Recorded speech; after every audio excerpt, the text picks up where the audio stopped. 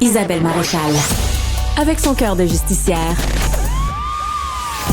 elle parle d'inégalité sans crainte. Merci à tous ceux qui se joignent à nous pour cette deuxième heure d'émission. Une question pour vous. Quelle place occupe l'identité de genre, d'après vous, chez les nouvelles générations et dans votre vie? Est-ce que si vous êtes hétérosexuel, vous vous sentez obligé de le dire aujourd'hui? Si vous êtes gay, avez-vous fait un coming out? Est-ce que c'est plus facile, d'ailleurs, d'être homosexuel ou lesbienne aujourd'hui dans votre environnement? Est-ce que vous avez des jeunes qui se disent non pas cisgenres, mais qui sont un peu plus fluides ou qui se cherchent un peu dans le domaine de la sexualité? Toutes ces questions-là qui vous paraissent « Oh mon Dieu, qu'est-ce qu'elle raconte? » Ce sont des questions, à mon avis, fondamentales. Et il y a un livre qui vient d'être publié, que je vous recommande d'ailleurs parce que ça répond à beaucoup de questions. Ça s'intitule « La révolution des identités de genre, enfin expliquée ». C'est publié aux éditions Très Carré et c'est Michel Doré, qui est un professeur émérite à l'Université Laval, grand sociologue de l'intimité et de la sexualité, qui clarifie tout ça. Il est avec moi ce matin. Bonjour Michel Doré. Oui, bonjour Isabelle. C'était une idée formidable parce que c'est vrai qu'il y a beaucoup de gens qui ont de la misère à s'y retrouver dans tout ça. Et vous le dites, puis j'ai envie de vous citer parce que vous commencez comme ça dans votre livre, Michel, vous dites bien qu'on en parle désormais beaucoup. Il existe énormément de confusion et de malentendus sur les identités liées au genre, au sexe, à la sexualité. Et c'est vrai que les jeunes s'identifient plus que jamais de façon non conventionnelle, inventive. Des fois, on y perd notre latin, les parents, surtout les enseignants. Bref, il y a bien, même le ministre de l'Éducation, on ne sait plus quoi faire avec les maudites toilettes. On a peur d'une drague qui lit des contes à nos enfants. On leur dit, mon Dieu, il faudrait demander la permission aux parents. Est-ce qu'on n'est pas en train de les endommager à vie? Bref, c'était nécessaire de clarifier ça. C'est un peu ça votre mission avec ce livre, Michel Doré. Oui, tout à fait, d'autant que dans la génération Z, là, les plus ou moins 25 ans et moins, là, ils sont plus ou moins 20%, pas loin de 20% à s'identifier à la diversité sexuelle et de genre. J'ai vu ça, c'est un jeune sur 5. Dans toutes les classes, dans toutes les familles, déjà. C'est ça, vous dites c'est un jeune sur 5, Michel Doré, c'est ça, oui, au Québec? Oui, oui. Ça fait beaucoup de monde. Ça fait beaucoup de monde et ça a doublé en quelques années. C'est pour ça que c'est typique de la génération Z. On ne sait pas pourquoi. Il y a des hypothèses là-dessus, mais c'est comme ça. Ils sont là, elles sont là, ces personnes-là sont là pour employer un langage non-binaire et il faut faire avec, puis il faut les écouter, il faut les comprendre, puis peut-être que c'est eux autres qui vont nous apprendre des choses finalement. Voilà. Alors, se joint à notre conversation, Raphaël Provost, qui est directeur général de l'organisme Ensemble pour le respect de la diversité. Merci, Raphaël, d'être avec moi. Merci. En studio. Bonjour. Donc, vous entendez l'explication de Michel Doré, qui trouvait qu'il y avait un manque ici. Vous êtes d'accord oui. qu'il faut discuter de ce sujet-là, puis de le faire avec le plus d'ouverture possible? Oui, absolument, parce que je pense qu'il faut qu'on garde en tête que c'est pas un mouvement, c'est pas une mode, c'est une personne sur 5, c'est un fait. Et c'est qu'enfin... Un jeune sur 5, Un c'est jeune ça? sur 5, ouais. Mais on pourrait peut-être dire la même chose des adultes, c'est juste que nos jeunes, maintenant, ont des plateformes et une écoute pour enfin se révéler, se dévoiler, se partager en toute transparence. Et je crois peut-être même que ça crée une certaine envie chez d'autres générations que nos jeunes puissent s'exprimer, peut-être parfois pas toujours avec les meilleurs outils pour le faire, mais qu'au moins ils ont l'espace pour se découvrir. Et c'est extrêmement précieux de pouvoir le faire, mais ça prend des paramètres, ça prend des outils pour bien le faire. Et je pense que comme adulte, notre responsabilité, c'est de les accompagner dans le respect, dans l'écoute. Mais je suis pas surpris de ces chiffres-là. Et je salue Michel ce matin aussi à distance. Je suis très content qu'il puisse faire un ouvrage comme ça parce que clairement, les gens jeunes et moins jeunes ont besoin d'explications, veulent comprendre. Et l'actualité ne sert pas toujours de faits, d'histoires pour bien se comprendre. Et je pense qu'un livre comme ça, puis il y en a d'autres, sert oui. d'outil à beaucoup de gens pour enfin mieux comprendre. Puis on a tendance aussi à juger, puis je pense à la dernière chose qu'il faut faire, juger négativement. Il y a beaucoup aussi d'intimidation, de cas d'intimidation reliés au fait que les jeunes se font harceler à l'école. Bon, vous le dites sur vos réseaux sociaux, c'est connu. Oui. Vous êtes gay. Absolument. Vous l'avez dit facilement? Non, c'est un chemin. Ça s'est pas fait du jour au lendemain aussi facilement que je le fais aujourd'hui. Mais aujourd'hui, je suis entouré, je suis écouté, je me sens plus seul. Et quand on sait qu'on n'est plus seul, c'est un grand pouvoir de sentir qu'il y a d'autres personnes comme nous. Et c'est ça la représentation. À quel âge vous l'avez fait, votre coming out? Mon coming out, j'avais fait à l'âge de 17 ans devant toute ma classe en secondaire 5. Donc, je retourne il y a une dizaine d'années. Ça crée une onde de choc choc, mais il y a eu un avant et un après. C'est le après qui était délicieux. Même chez les jeunes, ça crée un choc? Absolument, parce que on le sait pas. On est rempli d'ignorance. Moi, je viens de la banlieue de Montréal. On me racontait très, très peu d'histoires LGBTQ+, et celles qu'on me racontait étaient très souvent et trop souvent négatives. Donc, clairement, comme personne LGBTQ+, on veut pas être associé à ce qu'on voit négatif. Le peu de représentation que je retrouvais à la télé ou dans les films, je m'y reconnaissais pas. Et plus on vieillit, plus on voyage, plus on sort de chez soi, on se rend compte que tout un monde, et c'est ça la diversité, elle existe depuis toujours. L'inclusion, c'est une action. La diversité, c'est un fait. Et j'invite les gens à passer à l'action parce que la diversité, elle est un fait. Mais il faut avoir des outils et les écoles, c'est justement un lieu d'apprentissage. Au-delà des mathématiques, les sciences et le français, il y a l'humain. Et c'est ça que ça sert, des cours comme justement le cours qu'on va parler un peu plus tard et des livres comme celui que M. Doré a fait, sert à mieux se comprendre entre humains parce qu'on vit dans un monde complexe, compliqué, mais magnifique. Je vous disais, quand vous vous êtes présenté tout à l'heure, vous êtes arrivé en studio, puis Raphaël, je lui demandais, est-ce que vous le dites, que vous êtes gay? Il m'a dit, oui, c'est tellement connu. Puis je lui dis, mais vous êtes juste gay? Parce que pour moi, c'est comme... Je suis bien d'autre chose que ça. C'est ça, mais je veux dire, pour moi, c'est tellement comme normal, ordinaire. Il y a comme plus de... Moi, quelqu'un qui est homophobe, j'ai vraiment de la misère. Là. Ça me...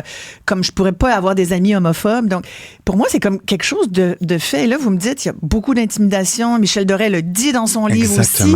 Comment ça se fait? Il me semble que c'est tellement... L'ignorance. Non, mais là, on peut plus dire que le monde le sait pas puis que c'est de l'ignorance. l'ignorance. Mais le savoir, c'est une chose, le vivre, c'en est une autre. Donc, quand on n'est pas exposé à la diversité concrètement et qu'on la voit qu'à la télé ou dans les livres ou sur les plateformes comme les TikTok et Instagram de ce monde, il y a un manque d'humanité dans la connexion qu'on peut se faire avec l'histoire des autres. Vous êtes sûrement entouré de gens qui font partie de la diversité et pour vous, vous voyez plus l'étiquette. C'est pas l'ami gay, c'est pas le patron gay, c'est pas le voisin gay, c'est l'humain que j'aime. Et c'est ça qu'on veut comme personnes qui font partie des communautés. Moi, je me revendique comme fièrement personne gay dans certains contextes. Je suis allé prendre un café il y a une quinzaine de minutes. Je me suis pas présenté comme homme gay qui veut un café. Je veux un café. Par contre, je veux être accepté et accueilli dans tout ce que je suis, dans mon expression.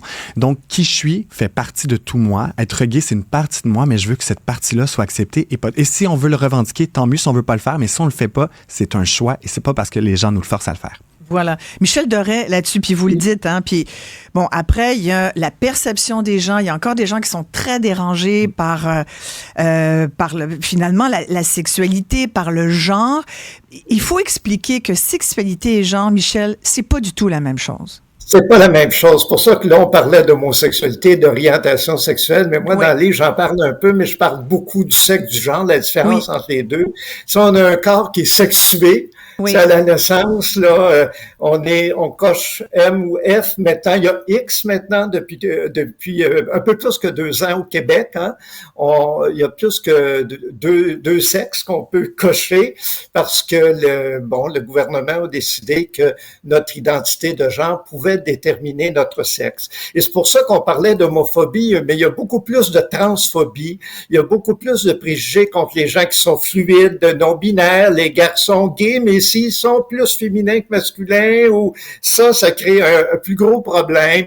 Alors, on a beaucoup de difficultés avec le genre. Et puis le genre, le corps, c'est notre corps, mais notre genre, c'est ce qu'on fait avec notre corps. Hein? C'est la manière d'être masculin, féminin, neutre, androgyne, tout ça. Et c'est pour ça tous les débats autour des drag queens et tout ça. Oui, on va revenir à ça. Certaines personnes que des gars là aient du féminin, expriment du féminin entre eux. Et ça prend de l'écoute. Et c'est pour ça, vous savez, ça fait 45 ans que je travaille là-dessus. J'ai été un des tout premiers, je pense, au Québec.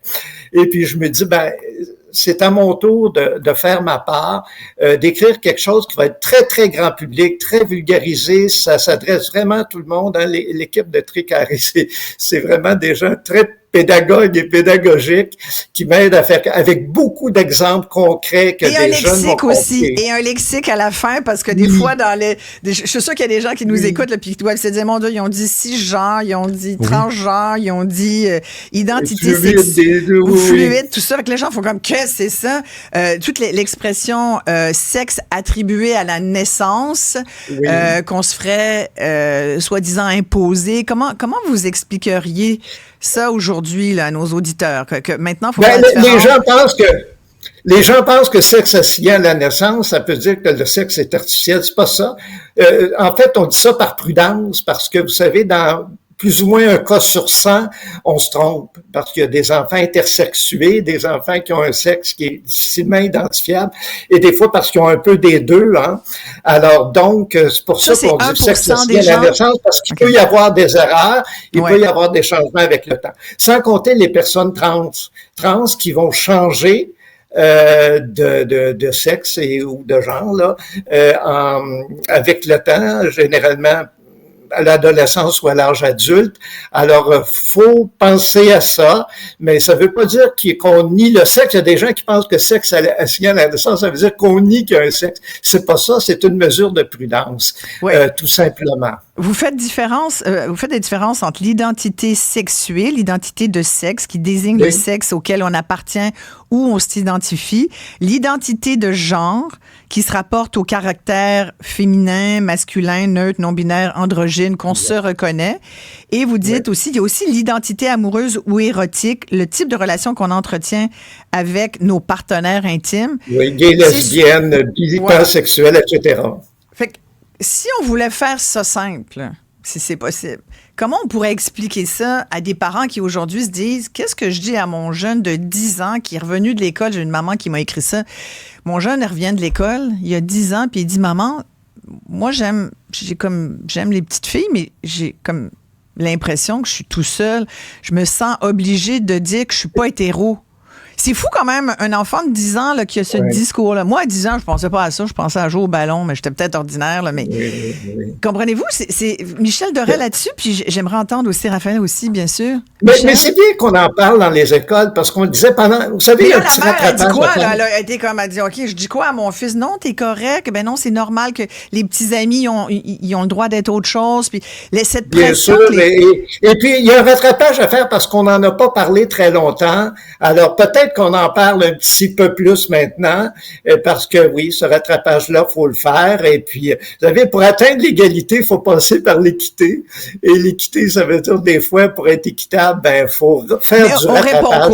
On répond quoi, Raphaël? On dit autour de toi, regarde papa, maman, je pense que l'hétérosexualité est encore très, très visible. Vous ouvrez la télé, la radio, vous regardez autour de vous. Et c'est la majorité des gens quand même. C'est quand même la majorité des gens. La grande majorité de la population. Mais comme on veut pas qu'il y ait d'intimidation à l'école, comme on veut que tous les jeunes soient intégrés, c'est vrai qu'il faut parler de la diversité sexuelle et de genre. C'est pas pour en faire la promotion, pour faire la promotion d'égalité, mais de dire, ben, tu vas avoir des petits amis qui vont être plus féminins ou des filles plus masculines, tu vas voir qui vont aimer des personnes de leur sexe, et puis eux autres aussi, ils ont le droit d'être hétéros autant que toi. Ils ont leur place à l'école. Bon, ça, c'est important. Raphaël, pour vous? Il faut pas juste parler, il faut écouter. Il faut écouter nos jeunes. Il faut s'enlever cette pression de devoir tout comprendre. On comprendra jamais tout. Je suis le premier, c'est mon métier. Je fais partie de la diversité. C'est mon métier d'en parler 12 heures par jour et je ne comprends pas tout. Par contre, quand la nouveauté se présente à moi, c'est ma nouveauté. C'est pas la nouveauté du monde entier. Donc, faut pas invisibiliser puis invalider ce que les gens nous partagent et qu'un garçon de 10 ans se questionne, il cherche sa place. Ça fait partie de l'adolescence. Ça fait partie de notre parcours de vie. On l'écoute, on l'accueille. On lui demande son ressenti. On revient à des bases d'émotions, à des valeurs très communes qui sont l'écoute, la bienveillance et le respect. Et pour moi, c'est ça la base. On n'a pas besoin de comprendre tout l'acronyme, mais il y a une lettre que je me répète trop souvent, qui est trop manquante dans cet acronyme, c'est le H pour humain.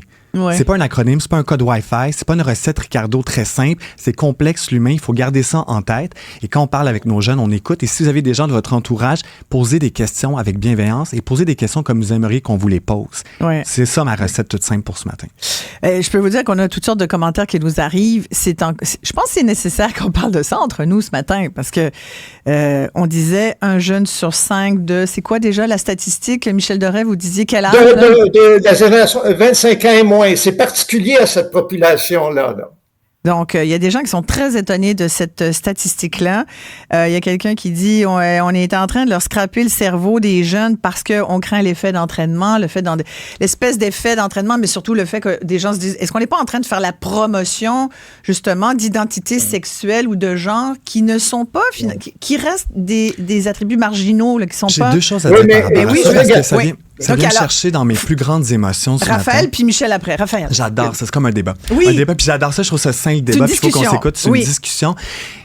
Il y a deux choses par rapport à ça. Même si c'était de la promotion, ce que ce n'est pas, parce qu'on est qui on est, ça peut prendre une vie se découvrir, donc on peut pas promouvoir quelque chose qu'on est. On est, c'est pas une mode, c'est pas un mouvement, je suis gay, je l'ai toujours été. Par contre, ça peut prendre une vie se découvrir. Même si ce l'était, il n'y a rien de négatif et de pervers à faire partie d'une communauté comme la communauté LGBTQ+. Être gay, bi, pan, trans, non-binaire, ça n'a rien de pervers. Quand j'entends des parents ou des gens dire « on veut pervertir nos enfants, on veut les mettre dans cette case-là », on est du monde comme vous autres, on veut trouver sa place comme vous autres. Tellement. Et c'est ce côté-là pervers, encore la maladie mentale, on associe trop souvent l'homophobie. Il n'y a pas si longtemps, c'était considéré comme... Il y a à peine une vingtaine d'années, c'était une maladie mentale. Encore dans beaucoup de pays, c'est pénalisé. Puis encore au Québec, on a cette conversation tendue, très ignorante et intolérante à ce que c'est LGBTQ+. C'est correct tant que c'est pas trop. C'est correct tant qu'il est gay, mais juste assez. Tant qu'il est pas trop féminin, puis il y a énormément de misogynie derrière ça. Il y a un parallèle à faire avec le féminisme et le mouvement LGBTQ+. On veut trouver notre place, on veut trouver l'équité, on veut pas plus de place. Je veux juste trouver ma place. Et je n'ai rien de pervers comme personne LGBTQ+. Et je ne suis pas ce qu'on voit parfois dans les films ou dans les séries. Ouais. Et je voudrais pas non plus qu'on pense que tous les hétérosexuels sont comme les gens qui vont bitch club le dimanche. Ouais. Oh mon Dieu, mais moi non plus. Voilà. Et ça, c'est faire des généralités et c'est ce que je veux qu'on évite de faire. On est tous beaux et indifférents. Il faut qu'on le célèbre ça. Michel Dorel, là-dessus? Ben, l'école, c'est l'apprentissage de la vie citoyenne. Quand on parle de la diversité des autres religions, on fait la promotion d'aucune religion. On dit que tu sois juif, musulman, bouddhiste, etc., tu as le droit d'être assis avec les autres et d'être respecté.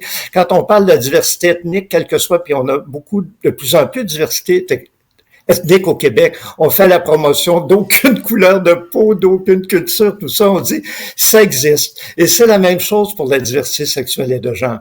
Il faut apprendre aux enfants de vivre en collectivité, d'écouter, de respecter les autres. Et je pense que ce que Raphaël dit, c'est bien important. Je pense que c'est le point fort de mon livre. Je vais essayer de vous expliquer des choses, mais même si vous comprenez pas tout, ni tout du premier coup, raison de plus pour écouter. Moins vous comprenez, ben plus c'est motivant d'écouter ces jeunes-là, ils vont vous apprendre. On a des choses, moi j'ai été prof 44 ans, on a des choses à apprendre aux jeunes, mais eux autres aussi ont des choses à nous apprendre parce que c'est de nouvelles façons de voir le monde, non binaire, là, avec... Binaire, c'est homme-femme.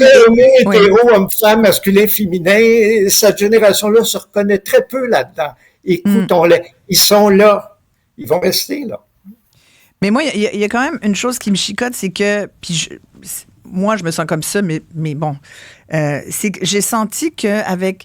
Puis je suis pour l'inclusivité, puis les gens, je pense qu'ils peuvent être ce qu'ils veulent, mais j'ai l'impression que ça force quand même certaines personnes à s'afficher comme le she, her, pour dire, ben nous, on est... moi, je suis hétérosexuel.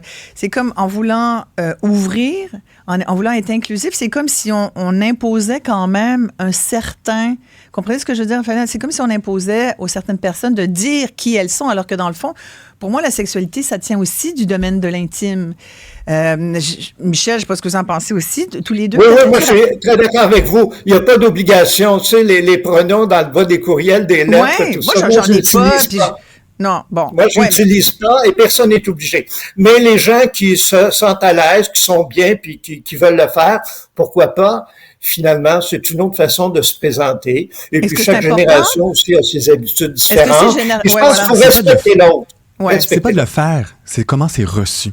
Ouais. Si on le fait ou on le fait pas, qu'on parle de notre orientation sexuelle au travail ou pas, c'est comment c'est reçu. Si on veut garder ça pour nous, ça nous appartient, c'est très vrai, puis je pense qu'on s'entend là-dessus. Mm-hmm. Par contre, si je le fais, ça devrait pas me nuire. Encore au Québec et ailleurs au Canada, ça nuit beaucoup de personnes de se révéler, se dévoiler, faire partie des communautés.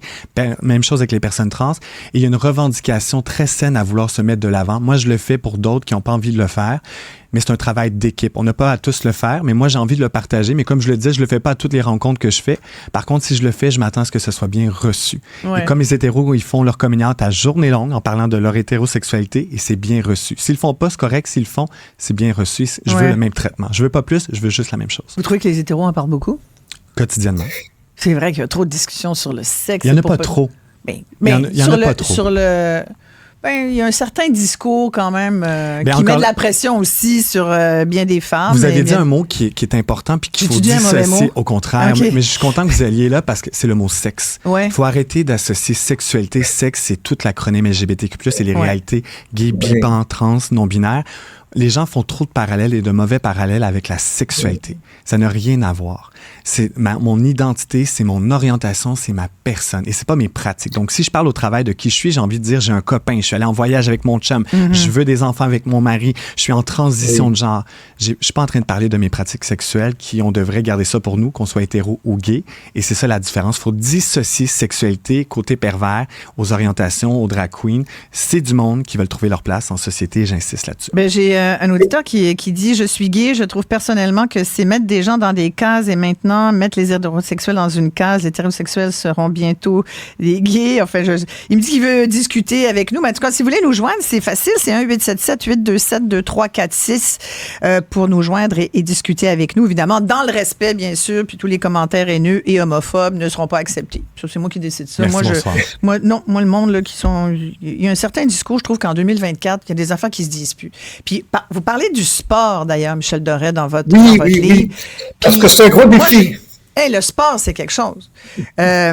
Puis là, je parle même pas du débat en ce moment aux Jeux paralympiques où il y a un athlète trans qui gagne des médailles puis ça fait pas l'affaire de certains autres. On rentrera même pas là-dedans ce matin parce qu'on a juste pas le temps, mais juste dans le sport, moi, j'entends encore des termes comme FIF, mais tu sais, on dit courir comme une fille pour dire courir pas vite. Ça, c'est pas plus tolérable. Comment ça se fait que le monde comprend pas ça? Qu'aujourd'hui, tu peux plus dire « Voyons, t'es donc ben fif ». C'est quoi ça? Mais le sport, par tradition, ça a toujours été très binaire. Hein? Les gars masculins, puis les filles, puis vous savez, pendant très longtemps, certains sports ont été interdits aux femmes parce qu'on disait c'est pas un sport de femmes et tout ça. Tu sais, il y a une tradition qui est très lourde à porter. Alors, évidemment, l'inclusion, quand on pense à l'inclusion des personnes trans non-binaires, comme vous le dites, là, c'est un débat qui s'en vient, qui est à peine commencé, parce qu'il faut que tout le monde puisse faire du sport. Mais oui, le monde du sport est peut-être un peu plus conservateur. D'abord, d'ailleurs, des gens ouvertement gays pour les gars. On l'a vu dur parfois, là. Du masculin, il y en a très peu. Oui, exact. Oui, exactement. Voulez-vous réagir, Raphaël, là-dessus? Mais ça revient à la conversation de départ. Il y a beaucoup on veut un pourquoi. Je pense que si on dit aux gens d'arrêter de faire quelque chose sans leur expliquer le pourquoi, c'est ça la grosse différence. Il faut expliquer aux gens pourquoi ça n'a plus de bon sens de dire des choses comme ça, d'expliquer pourquoi et de il ne faut plus dire FIF, par exemple? Mais parce que c'est extrêmement péjoratif. Tellement. Et pour les gens qui reçoivent ça, même si... Mais non, mais je le dis pas, c'est une blague. Non, c'est pas une blague. Et la personne qui reçoit ça, c'est une cicatrice à plaie ouverte qui se réouvre à chaque fois. Moi, je sais, à chaque fois j'entends ces mots-là, FIF, tapette, peu importe lesquels, ça me fait mal. Même si je suis très bien avec qui je suis aujourd'hui, je peux à peine imaginer un jeune et un moins jeune qui est en questionnement et qui essaie de se trouver un entourage qui le respecte. Donc, c'est important d'expliquer le pourquoi aux gens plus d'une fois dans l'année. C'est pour ça que des cours et des cours de sensibilisation comme nous, on offre, ça doit se passer plus d'une fois dans nos écoles. Et vous offrez, vous allez dans les écoles justement avec votre organisme et il y a ce fameux nouveau cours, l'ancien cours d'éthique et culture religieuse qui s'appelle maintenant Culture et citoyenneté québécoise, CCQ. Et c'est très intéressant, ce matin, j'ai été attirée par cette lettre d'opinion des jeunes qui la signent, des jeunes qui ont 17 ans et qui disent « On pourrait-tu nous consulter, s'il vous plaît, quand vous faites parler de sexualité? » Et ils ont tellement raison, je trouve. Le titre, c'est « L'avis des jeunes sur le cours CCQ dans tout ça ». On va parler tout de suite à Alex Leroux, qui est un des jeunes signataires de cette lettre. Bonjour, Alex. Oui, bonjour. Dites-moi, là, vous dites, nous, on est des centaines à travers le Québec à avoir exprimé nos besoins, nos désirs à propos d'une pédagogie en éducation à la sexualité qui nous ressemble. L'éducation à la sexualité, ça doit pas devenir un aspect du nouveau cours CCQ qui évolue selon le degré de confort du prof. Et je trouve que c'est tellement pertinent. Parce que là, on a l'impression qu'on va parler de sexualité, de genre. Là, j'espère que le livre de Michel Doré va faire partie du cursus parce qu'il y a plein de choses ici là, qui ouvrent des discussions fabuleuses. Mais c'est sûr que vous avez raison de dire, Alex, avec votre groupe, là, 17 ans, vous dites, nous, là, on a besoin de réponses, on a besoin de discuter, on a besoin de s'exprimer. Oui, absolument. C'est un cours qui s'apparente un peu aux sciences humaines. Puis, je trouve que ça aurait été vraiment important d'impliquer les jeunes dans la création du programme d'éducation à la sexualité dans le cadre du cours de citoyenneté et culture québécoise. Et vous faites partie du comité jeunesse de Pouvoir choisir. Vous avez passé la fin de semaine à avoir toutes sortes d'activités de discussion sur les droits sexuels et reproductifs. Chapeau, à 17 ans, je trouve ça le fun. C'est magnifique. Ben oui, complètement, des jeunes engagés.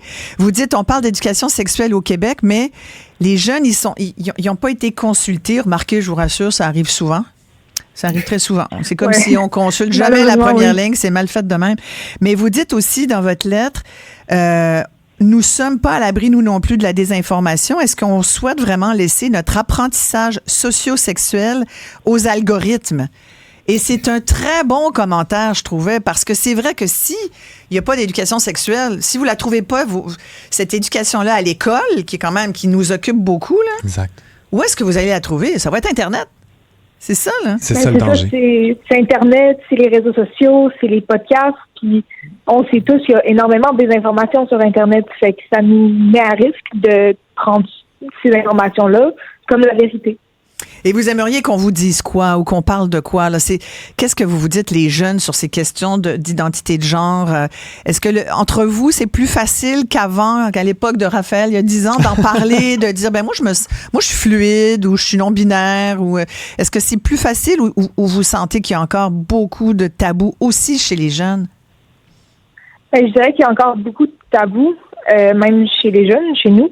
J'ai dû changer d'école secondaire suite à du harcèlement à cause de mon identité de genre. Puis j'ai l'impression que c'est moi et tout le monde qui est pas ouvert à l'idée, mais c'est très séparant en deux, ceux qui sont vraiment corrects avec ça, puis ceux qui détestent ça absolument et qui veulent rien savoir. C'est très campé, finalement, dans des positions. Mais merci, Alex Leroux, qui signe cette lettre dans les pages libre opinion du Devoir. Vous irez lire ça. Je trouve ça très le fun, des jeunes engagés qui prennent position. Michel Doré, on parlait tout à l'heure du fait que il y a des parents qui se sont insurgés contre le fait qu'une drag queen allait lire l'heure du conte à des enfants qui comprennent pas que c'est une version éclatée, c'est un personnage. Bon, on leur a expliqué un peu, mais est-ce que ils ont raison, à la rigueur, de voir ça comme... je suis allé plutôt 2 fois qu'une. Mais moi, je connais Barbada, puis sincèrement, ouais. Et puis, j'ai tapé des mains, je me suis mis les mains sur la tête comme ça, j'ai fait tout ce que les enfants faisaient. C'est un personnage, voyons donc. Regardez c'est un personnage, vous savez. Et dans la vie de tous les jours, c'est quelqu'un qui est prof au primaire. Alors qui est habitué de composer avec des enfants, d'intéresser les enfants à ces histoires. Alors, c'est des humoristes, hein, alors, vous savez, Madonna écrit des contes pour enfants, puis c'est chaud, érotique, c'est tout à fait autre chose. Alors, comme tout artiste, les gens s'adaptent à leur public, et moi, je peux vous dire, j'ai trouvé ça très bon, très adapté. C'est pas pour rien que je suis retourné. Raphaël? Mais j'ai envie de saluer Alex qui a pris parole tantôt. Il faut écouter nos jeunes. Il faut qu'ils fassent partie de la conversation et du dialogue. Et justement, les drag queens, les jeunes veulent les voir et ils vont les voir ailleurs de toute façon. Donc, vaut mieux le faire avec qui on aime, qui on comprend, qui ont la bonne notion de respect de l'écosystème, parce que les jeunes vont avoir accès. Donc, vaut mieux faire partie de l'équation, de la solution ensemble, inclure les jeunes. Et justement, il y a quelques semaines, j'étais à Québec pour le premier congrès autour de l'intimidation. Donc, il va y avoir une lutte contre l'intimidation dans toutes les écoles au Québec, et j'étais probablement le plus jeune sur les 300 personnes présentes. Et c'est ce que j'avais demandé au ministre Drainville, de dire, ils sont où nos jeunes concernés? C'est ça. Et on les oublie dans cette discussion-là. Et quand on parlait du 20% d'une personne sur 5, ces jeunes-là font partie de notre société. On va pas les faire disparaître. Ça va pas changer. Il faut les écouter, par contre. Comme parents, faites ça. Écoutez votre monde. Ouais. C'est toute la différence. J'ai quand même des commentaires vraiment très, très pertinents de la part d'auditeurs qui disent, et qui posent des questions. Michel Doré, je vous la donne, cette question. Il y a quelqu'un qui dit, est-ce qu'on est en train d'imposer les sensibilités de la minorité à la majorité? Qu'est-ce que vous en pensez, Michel? On fait tous partie de minorité ethnique, sexuelle et de genre, minorité religieuse. Moi qui est une personne âgée, je fais partie d'une autre minorité. Les jeunes sont déjà une minorité dans une société vieillissante. Vous êtes baby boomer, alors, vous êtes une méchante gang, je dirais. Là. Vous êtes une minorité. On est une fédération de minorités. Ouais. Et si on veut apprendre à bien vivre ensemble, il faut s'écouter et essayer de se comprendre le mieux les uns les autres. Encore, on n'est pas obligé de tout comprendre d'un premier coup, mais d'être à l'écoute, parce que si on veut que les autres nous acceptent, il faut aussi faire un pas vers les autres. Je pense que dans une société pluraliste comme on est de plus en plus, là, on n'a pas le choix. C'est le défi qui se pose à nous tous et toutes. Ouais, il y a Stéphane qui m'écrit, gay, famille d'accueil de 2 enfants, il dit on devrait vraiment arrêter de donner des genres et mettre des gens dans des cases. Il y a quelqu'un aussi il se questionne sur la mode. Est-ce que ça risque d'être une mode? Il dit moi quand j'étais ado, si je fumais pas la cigarette, j'étais traité à part, je me sentais pas in. Est-ce qu'il y a pas ce risque-là qu'avec l'identité de genre, il y a des jeunes qui se disent moi peut-être je vais dire que je suis fluide parce que finalement être fluide, ça veut dire qu'on est entre les deux, ça peut être cool. Est-ce que c'est effet de mode? Ça peut-être chez les plus jeunes, Michel? Est-ce que vous... C'est une tendance lourde. Vraies affaires, là. Moi, je pose des vraies questions. Oui, mais vous avez bien raison. C'est une tendance lourde. De toute la génération Z, autant les enquêtes en France, aux États-Unis, en Angleterre, en Occident, Canada, que ce soit Statistique Canada, CROP, Ipsos, la santé publique, on obtient pas mal les mêmes chiffres depuis quelques années. Donc, apparemment, c'est une tendance qui est là, qui fait pas trop partie d'une mode. Effectivement, quand on est ado, c'est normal d'avoir de la fluidité plus que jamais. Et ça fait partie de la vie. On se questionne sur qui on est, qui on sera. Et des fois, ça confirme notre genre aussi.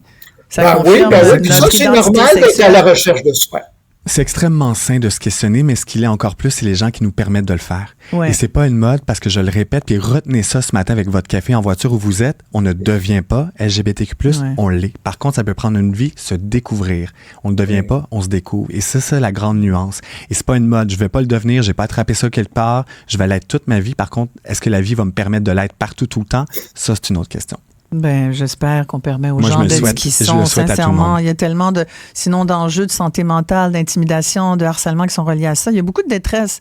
Et puis moi, je me dis, ça te dérange quoi? Ça te dérange? Qu'est-ce que ça fait à quelqu'un que l'autre puisse être ce qu'il veut être? Mais c'est ça la question. Il faut poser cette question-là. Qu'est-ce que ça fait chez les gens? Et je pense qu'il y a une détresse en ce moment. On est isolés. Les gens ont besoin de parler, d'être entendus, d'écouter. Et c'est les espaces qui nous manquent.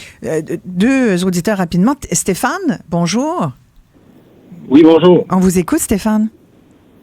Dans le fond, là, moi, je suis gay, 36 ans, père de 2 enfants actuellement.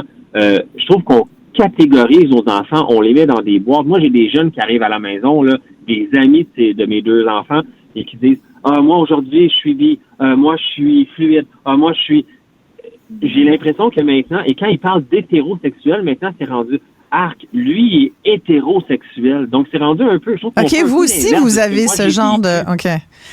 Et qu'est-ce que vous dites à ça, vous? J'ai de la misère avec catégoriser comme ça. C'est intéressant, mais là, on vient un peu de répondre à ça, mais voyez-vous, c'est un peu l'exemple, je vous parlais en début d'entrevue de cette mère là, qui se disait, mon Dieu, je réponds quoi à mon fils qui me dit, moi, je me sens pas autre chose qu'hétérosexuel, je suis attirée par les petites filles, est-ce que je suis normale? Michel Doré, vous en pensez quoi? Merci, Stéphane. C'est les jeunes qui se catégorisent eux-mêmes, là. Tu sais, il n'y a personne qui oblige les jeunes. Ils sont aidés par le discours, quand même. Ils sont aidés par... Le discours qu'ils tiennent entre eux. Et pensez que beaucoup de ces mots-là ont été inventés par la génération. Moi, beaucoup de mots que j'utilise dans le livre, c'est mes jeunes étudiantes qui me les ont appris. Et il faut pas oublier aussi que les jeunes familles, il y a beaucoup de... Si on parle des individus, il faut penser des familles. Les jeunes de la diversité sexuelle et de genre, une personne sur 3 a déjà des enfants et c'est le 2 tiers en veulent. Enfin, je voulais dire, parlant de la détresse, on vient de finir un gros sondage avec CROP, j'ai travaillé avec eux, et les jeunes de la diversité sexuelle et de genre vivent 2 fois plus de détresse que les autres, en raison justement de l'incompréhension, du rejet, qui peut être même à la maison, à l'école. Et c'est pour ça qu'il faut en parler peut-être un petit peu plus pour faire ce rattrapage-là, pour faire en sorte que tous les jeunes se sentent bien accueillis, en sécurité surtout. Ouais. Alors, on rappelle le titre de votre livre, Michel Doré, La révolution des identités de genre enfin expliquée.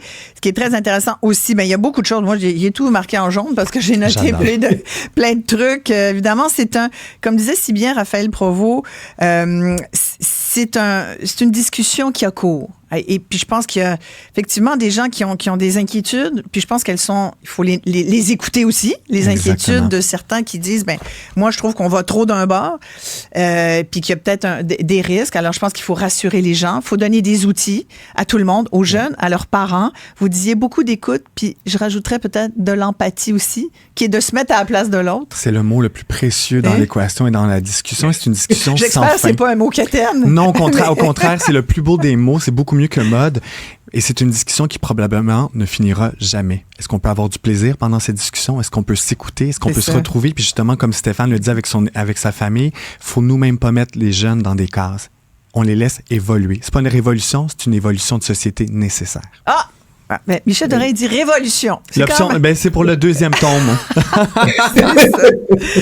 Vous allez dans les écoles avec l'organisme Ensemble pour le respect de la diversité, Raphaël? Plus de 36 000 jeunes par année qu'on rencontre au Québec partout. On leur donne des outils pour mieux se comprendre. On parle de racisme, de sexisme, d'homophobie, de transphobie, d'intimidation pour que chaque personne puisse comprendre, s'accepter, accepter l'autre, mieux se comprendre, puis ramener ça à la maison, puis qu'on ait une grosse conversation autour de l'îlot qui est sympathique. Puis un jeune qui dit, moi, je suis juste hétérosexuel, c'est-tu correct? Tant mieux pour lui. Bon. Tant mieux pour lui, puis on va l'accueillir. Parce qu'il y aura moins d'intimidation à l'école, sans doute aussi. Je l'accueille, il m'accueille, on s'accueille. Voilà, j'ai fait du français en plus. En plus de ça, c'est magnifique. Avez-vous été consulté, vous, pour Culture et Citoyenneté québécoise? J'ai pas reçu l'appel. Peut-être qu'ils ont pas... J'ai changé de numéro il y a quelques temps. On n'a pas été consulté. Par contre, on est sur le terrain et j'ai la chance de rencontrer ces jeunes, de les écouter. On ramène ça. Mais j'ai pas reçu cet appel ni le courriel. Peut-être que ça va arriver à un moment donné, mais c'est peut-être des défauts technologiques. Vous, Michel, vous avez servi toutefois de grand sage. Oui, j'ai été consulté pour ces programmes-là et je le suis assez couramment, mais j'ai hâte de laisser la place à des plus jeunes aussi. Là, c'est en train de se faire. Merci beaucoup. Hey, on fera pas d'agisme ici. On a dit qu'on était inclusif. Travail d'équipe. Voilà. Merci beaucoup, Michel Doré. La révolution des identités de genre, enfin expliquée. Également avec moi en studio, Raphaël Provost, directeur général de l'organisme Ensemble pour le respect de la diversité. Merci beaucoup à tous les deux. Merci.